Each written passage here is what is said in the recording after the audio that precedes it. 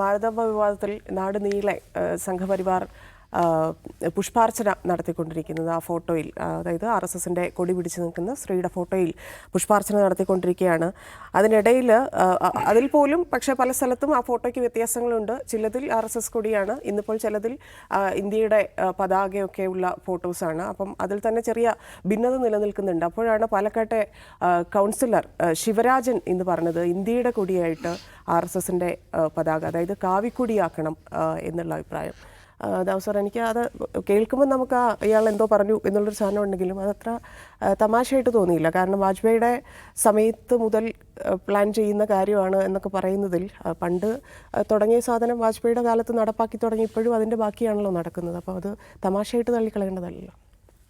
തമാശ വെച്ചാൽ അദ്ദേഹം പ്രസംഗിക്കുന്നത് എന്താണ്, ഇന്ത്യയുടെ ദേശീയ പതാക കാവിക്കൊടിയാക്കണമെന്നാണ് എൻ്റെ വ്യക്തിപരമായ അഭിപ്രായം എന്നാണ്. അങ്ങനെ വ്യക്തിപരമായ അഭിപ്രായം പറയാൻ ഒരാൾക്ക് അവകാശമുണ്ട്.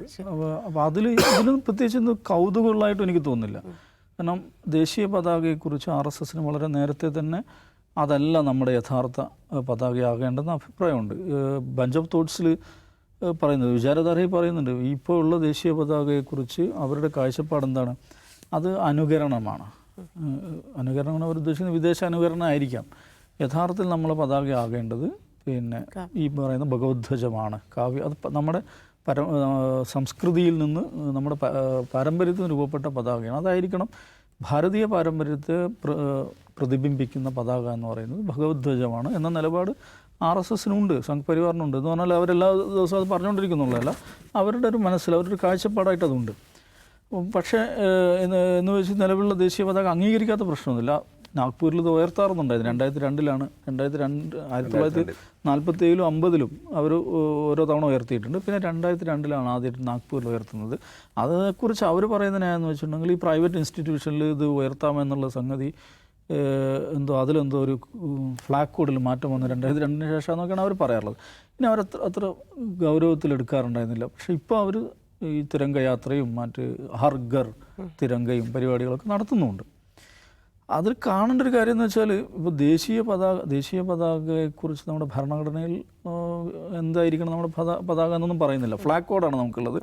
പിന്നെ എന്താണ് ഈ symbols improper usage prevention act ഉണ്ട്, national symbols prevention of improper usage act ഉണ്ട്. ഈ 2 നിയമങ്ങളെ നമുക്കുള്ളൂ. അപ്പോൾ ദേശീയ പതാക മാറ്റണമെന്നുണ്ടെങ്കിൽ ഇപ്പോൾ എനിക്ക് തോന്നുന്നത് ഭരണഘടനാ ഭേദഗതിയുടെ പോലും ആവശ്യമില്ല. ഒരു പാർലമെൻ്ററി നിയമത്തിലൂടെ തന്നെ അത് മാറ്റാവുന്നതേ ഉള്ളൂ. അതേസമയം പതാകയെ മാനിക്കുക എന്നുള്ളത് ദേശീയ ഉത്തരവാദിത്തമായിട്ട് ഭരണഘടന പറയുന്നുണ്ട്. പക്ഷെ അത് പതാകയെ മാനിക്കുക എന്നുള്ളതാണ്, ഏതാണോ ദേശീയ പതാകയായിട്ടുള്ളത് അതിനെ മാനിക്കുക എന്നുള്ളതാണ്. അപ്പോൾ അതുകൊണ്ട് ദേശീയ പതാക മാറ്റുക എന്ന് പറഞ്ഞാൽ പിന്നെ അസംഭവ്യമായിട്ടുള്ളൊരു കാര്യമല്ല. എനിക്ക് തോന്നുന്നു അതിൻ്റെ ഒരു പ്രക്രിയ എന്ന് പറയുന്നത് വളരെ എളുപ്പമാണ് നമ്മുടെ ഒരു നിയമത്തിൻ്റെ ചട്ടക്കൂട്ടിൽ ആലോചിക്കുമ്പോൾ. പിന്നെ RSS അത് ആവശ്യപ്പെടുന്നു എന്നുള്ളത് അവരുടെ കാഴ്ചപ്പാട്. ഇത് നമ്മളുടെ സംസ്കാരത്തിനും എന്താണ് അവരുടെ ഇത് പറഞ്ഞ സംസ്കൃതിക്കും പരമ്പരക്കും ചേർന്ന പതാകയല്ല നിലപാടാണ് അവർക്കുള്ളത്. പരമവൈഭവം. അപ്പോൾ അതിൽ സമയം കിട്ടിയവർ മാറ്റും. അതിനുള്ള ടെസ്റ്റിംഗ് ദ വോട്ടേഴ്സ് അവർ പല സമയങ്ങളും നോക്കുന്നുണ്ട്. അതിനൊരു സമയവും ഇപ്പോൾ പതാക എന്ന് പറഞ്ഞിട്ടുണ്ടെങ്കിൽ എന്താണോ രാജ്യം അതിൻ്റെ സിമ്പലാണല്ലോ. അപ്പോൾ അവർ ഉദ്ദേശിക്കുന്ന തരത്തിൽ രാജ്യം മാറി വരുമ്പോൾ അതിനനുസരിച്ച് സ്വാഭാവികമായിട്ടും ഇത് മാറും, പതാക മാറും, ദേശീയ ചിഹ്നങ്ങൾ മാറും, ഭരണഘടന തന്നെയും മാറും. അതിനുള്ള സമയമായിട്ടില്ല എന്ന് അവർ വിചാരിക്കുന്നുണ്ടാവും.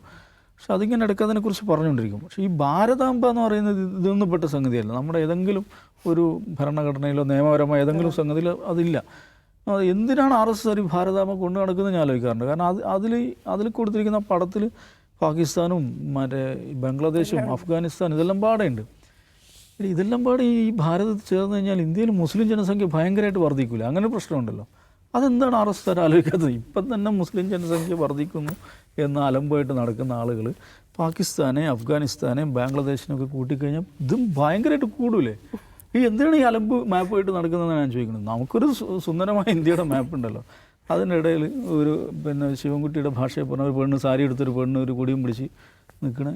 ഇതിനു വേണ്ടി എന്തിനാണ് BJPക്കാർ ഇങ്ങനെ ബഹളം ഉണ്ടാക്കുന്നത്? അത് നമ്മുടെ ഏതെങ്കിലും ഔദ്യോഗികമായ ഏതെങ്കിലും ഒരു സ്ഥലത്ത് ഒരു തരത്തിലും രേഖപ്പെടുത്തപ്പെടാതെ നാഷണൽ സിംബലുമായി ഒരു നിലക്കും ബന്ധപ്പെടാത്തൊരു കാര്യമാണ്. അതൊരു സർക്കാർ പരിപാടിയിൽ വെക്കരുത് എന്ന് ഒരു സർക്കാരിൻ്റെ ഉത്തരവാദിത്തപ്പെട്ട ഒരാൾ പറഞ്ഞാൽ അത് ഗൗരവപ്പെട്ട ഒരു കാര്യമാണല്ലോ. അതിൻ്റെ പേരിൽ എന്തിനാണ് ബഹളം വെക്കുന്നത് എനിക്കറിയില്ല. ഇക്കാര്യത്തിൽ ആ കാര്യകർത്താക്കളും മിത്രങ്ങളും ഗൗരവത്തിൽ ശ്രദ്ധിക്കണമെന്നൊരു അഭിപ്രായം എനിക്കുണ്ട്. ഈ പാകിസ്ഥാനെയും ബംഗ്ലാദേശിനെയും അഫ്ഗാനിസ്ഥാനെയും കൂട്ടിക്കഴിഞ്ഞാൽ ഇവിടെ മുസ്ലിങ്ങളുടെ ജനസംഖ്യ ഭയങ്കരമായിട്ട് കൂടും. അതുകൊണ്ട് ആ പരിപാടി നല്ലതല്ല എന്നൊരു ഉപദേശം എനിക്കുണ്ട്. ഇതിൽ ആക്ച്വലി ഇവർ രാജ്യസ്നേഹികളാണ് കുറച്ചധികം എന്ന് പറയുന്ന ടീമാണല്ലോ. അവർ തന്നെയല്ലേ ഈ ദേശീയ പതാകനെ അപമാനിച്ചുകൊണ്ടിരിക്കുന്നത്. അതല്ല ഇത് വേണോ? അതായത് അവസാനം പറഞ്ഞതാണ്, അവരെ ബഹുമാനിക്കുന്ന, അവർക്ക് സ്നേഹമുള്ള ദേശം ഏതാണ് എന്നുള്ളതാണ് ക്വസ്റ്റ്യൻ. ഇപ്പോൾ പ്രധാനമന്ത്രി നരേന്ദ്രമോദിയുടെ പ്രസംഗങ്ങൾ ശ്രദ്ധിച്ചാൽ നമുക്കറിയാം, അദ്ദേഹം എപ്പോഴും ഉപയോഗിക്കുന്ന ഒരു വാക്കാണ് മാ ഭാരതി. വേറെ ആരും ആ വാക്ക് അങ്ങനെ ഉപയോഗിക്കാറില്ല, മാ ഭാരതി എന്നാണ്. ഇത് ഭാരതാംബ എന്നാണ് അതിൻ്റെ അർത്ഥം. അതുപോലെ ജനതാ ജനാർദ്ദൻ, അതായത് ജനം എന്ന് പറയുന്നത് ജനാർദ്ദൻ ദൈവം തന്നെയാണ് എന്നും, മാ ഭാരതി എന്ന് പറഞ്ഞാൽ ഭാരതം എന്ന് പറയുന്നത് അമ്മയാണെന്നൊക്കെ പറഞ്ഞിട്ടുള്ള ഒരു നറേറ്റീവാണ്. അതൊരു മോശം കാര്യമാണെന്ന് ഞാൻ വിചാരിക്കുന്നില്ല. കാരണം നമ്മുടെ സ്വാതന്ത്ര്യ സമര ചരിത്രത്തിൽ ഈ പറയുന്ന മദർ ഇന്ത്യ എന്ന കൺസെപ്റ്റ് വരുന്നത് പോലും ദേശീയ പ്രസ്ഥാനത്തിൻ്റെ ഭാഗമായിട്ട് തന്നെയാണ്. പക്ഷെ അതിന് ഇവർ ഈ പറയുന്ന ഭാരതീയ സംസ്കൃതിയായിട്ടൊരു ബന്ധമില്ല എന്നുള്ളതാണ് കാര്യം. മദർ ഇന്ത്യ എന്ന കൺസെപ്റ്റ്, ആ കൺസെപ്റ്റ് ഒട്ടും ഭാരതീയമല്ല. അത് എന്താണ്, അത് ബ്രിട്ടീഷ് കാഴ്ചപ്പാടാണ്. അത് ബ്രിട്ടനെക്കുറിച്ച് ഉള്ളൊരു ബ്രിട്ടാനിക്ക എന്ന് കേട്ടിട്ടുണ്ടല്ലോ. ബ്രിട്ടാനിക്ക അതൊരു സ്ത്രീ രൂപമാണ് ബ്രിട്ടാനിക്ക. അവിടെ നിന്നാണ് എന്തുണ്ടാവുന്നത്, ഈ മദർ ഇന്ത്യ എന്ന കൺസെപ്റ്റ് ഉണ്ടാകുന്നത്. അതിന് ഭാരതീയ സംസ്കൃതിയോ ഭാരതത്തിൻ്റെ പാരമ്പര്യമായിട്ടോ അല്ലെങ്കിൽ RSS തന്നെ പറയുന്ന ഭാരതീയ സംസ്കൃതിയായിട്ടോ ഒരു ബന്ധവും അതിനില്ല. പിന്നീട് നമ്മൾ മുമ്പ് അത് പലവട്ടം ഡിസ്കസ് ചെയ്തതാണ്. അതിൻ്റെ പല രൂപങ്ങൾ, ഭാരതാംബയുടെ പല രൂപങ്ങൾ ഡിസ്കസ് ചെയ്തതാണ്. അത് ഈ പറയുന്ന പോലെ കാവിക്കൊടി പിടിച്ച സാരി ഉടുത്ത സ്ത്രീ രൂപമേ അല്ല.